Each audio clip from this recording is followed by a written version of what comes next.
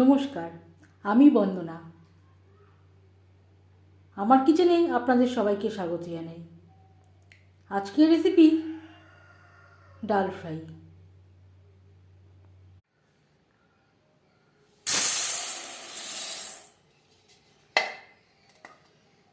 ডাল ফ্রাই তৈরি করার জন্য এখানে আমি নিয়েছি 300 গ্রাম ভাঙা মুসুরির ডাল। আপনারা গোটা মুসুরির ডাল দিয়েও তৈরি করতে পারেন, মুগ ডাল দিয়েও তৈরি করতে পারেন, আবার মুগ ও মুসুরির ডাল মিশিয়েও তৈরি করতে পারেন। এখানে আমি শুধু মুসুরির ডাল দিয়েই তৈরি করছি। সবার প্রথমে আমি ডাল পরিষ্কার করে ধুয়ে নেব।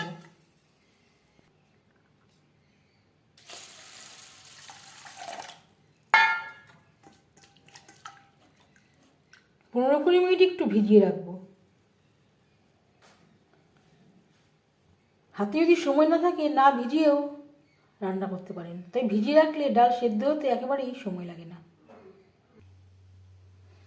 15 মিনিটের বেশি সময় হয়ে গেছে। হাতে যদি সময় থাকে 1 ঘন্টাও ভিজিয়ে রাখতে পারেন। সবার প্রথমে ডাল সেদ্ধ করে নেব। পরিমাণ মতো জল আমি গরম করে নিয়েছি। এবার দিয়ে দেবো ভিজিয়ে রাখা মুসুরির ডাল। আমি জল সহই অ্যাড করলাম, যেহেতু আমি পরিষ্কার জল দিয়ে ডালটা ভিজিয়ে রেখেছিলাম।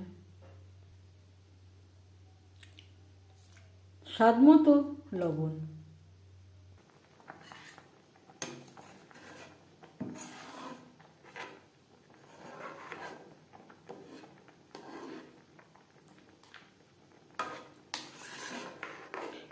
ডালের ফেনা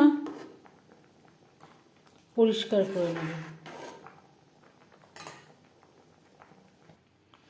যেহেতু ডাল ফ্রাই আমি এখানে 80% পর্যন্ত কুক করে নেব।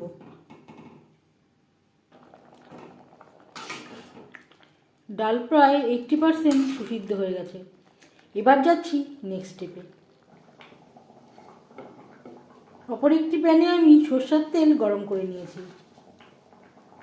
ফোড়নে দিয়ে দিলাম 3টে শুকনো লঙ্কা, ছোট হাফ চামচ গোটা জিরে,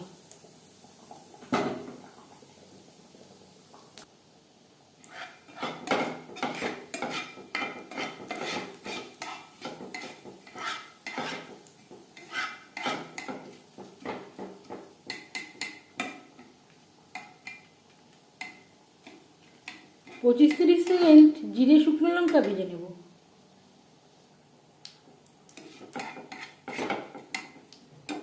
ভেজে নেওয়ার পর দিয়ে দেবো পেঁয়াজ কুচি। এখানে আমি 2টো পেঁয়াজ কুচি করে অ্যাড করেছি।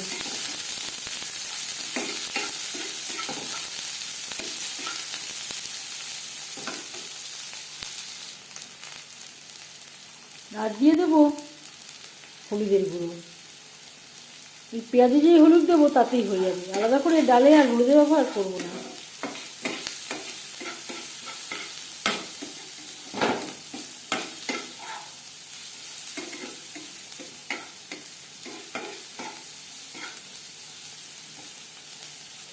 পেঁয়াজ প্রায় 80% ভেজে নেব। এবার দিয়ে দেবো টমেটো। এখানে আমি 2টো টমেটো অ্যাড করেছি। টমেটো কাঁচা গন্ধ যাওয়া পর্যন্ত নাড়াচাড়া করে দেবো, খুব বেশি ভাজার প্রয়োজন নেই। এই পর্যায়ে আপনারা চাইলে সামান্য পরিমাণে আদা বাটা অ্যাড করতে পারেন। আমি আর কোনো মশলা ব্যবহার করছি না।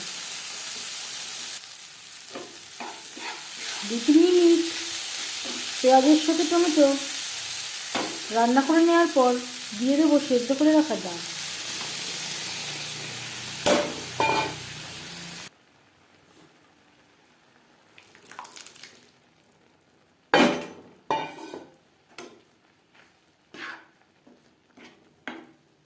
ফোড়নের সাথে বেশ ভালো করে মিক্সড করে দেব।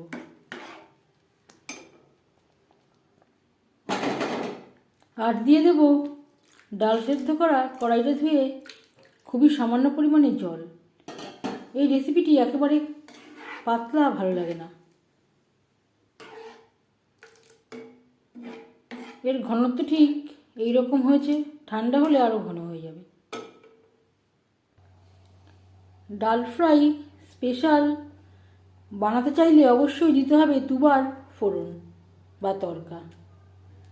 সরষের তেল গরম করে নিয়েছি, দিয়ে দিলাম শুকনো লঙ্কা। লঙ্কা ভেজে নেওয়ার পর দিয়ে দিলাম 1/2 চামচ গোটা জিরে, আর দিয়ে দিলাম 5-6 কোয়া রসুন। রসুন খুব বেশি ভাজবার প্রয়োজন নেই। রসুন থেকে একটা স্মেল বেরোতে শুরু করে দিলে গ্যাসের ফ্লেমটা বন্ধ করে দেবো। বাকি ভাজাটা তেলের যেই গরম আছে তাতেই হয়ে যাবে।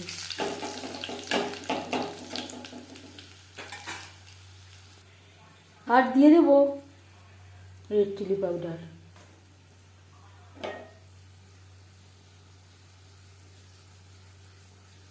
কখনোই গ্যাস অন অবস্থায় রেড চিলি পাউডার অ্যাড করবেন না, তাহলে কিন্তু কালো হয়ে যাবে। এতে ঝালও হবে, কালারটাও ভালো হবে। আর দিয়ে দেব সামান্য পরিমাণে টমেটো, যেটা আমি উঠিয়ে রেখেছিলাম, ধনেপাতা, কাঁচা লঙ্কা কুচি।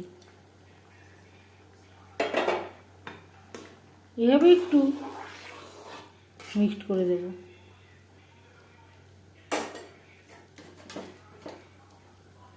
সুবিধার জন্য আমি এই কড়াইতে আবার ট্রান্সফার করে নিয়েছি। এবার যাচ্ছি ফাইনাল স্টেপে। সবশেষে দিয়ে দেব স্পেশাল ফোড়ন বা তড়কা। গ্যাসের ফ্লেমটা বন্ধ করে দেব। এই পর্যায়ে আপনারা চাইলে ঘি বা বাটারও অ্যাড করতে পারেন। আমি আর ঘি বা বাটারের ব্যবহার করলাম না।